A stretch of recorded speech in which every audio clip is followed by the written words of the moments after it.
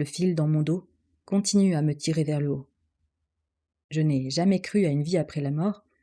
Cependant, peut-être l'aurais-je dû, car je me demande jusqu'où je vais aller comme ça. Au moins, je ne descends pas. C'est bon signe, me semble-t-il. J'atteins le plafond, puis passe à travers et me retrouve à contempler le toit de verre brillant, au-dessus duquel se trouve la piscine. Je ne m'en étonne pas. Je suis étrangement calme.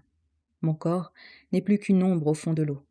Je remonte encore, assez pour embrasser toute la villa et ses hectares de terrain d'un seul coup d'œil. C'est l'été, il fait beau et il fait chaud, l'herbe est dorée, sauf là où elle a été arrosée. Bientôt, je discerne même les villes aux alentours, puis toute la topographie environnante. Les montagnes, leurs plateaux, le fleuve et ses sillons. Mon horizon continue de s'élargir. Au loin, le soleil se couche dans le feu d'artifice du ciel, paré d'une agréable teinte orangée, zébrée de rose et d'azur.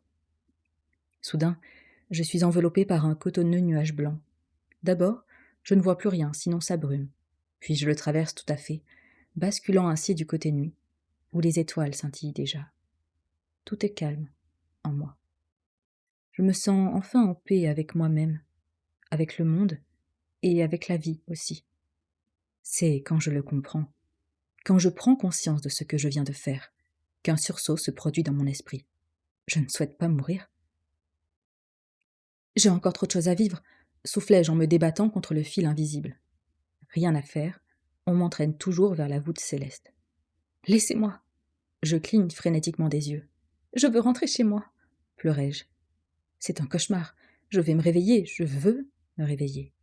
Mais non, non, tu t'es bien tuée, ma pauvre, et toute seule, sans l'aide de personne, comme une grande. Lorsque je rouvre les yeux, je constate avec effroi que j'ai atteint des hauteurs vertigineuses, des hauteurs spatiales. Je surplombe la Terre, ronde et déjà si petite en dessous de moi.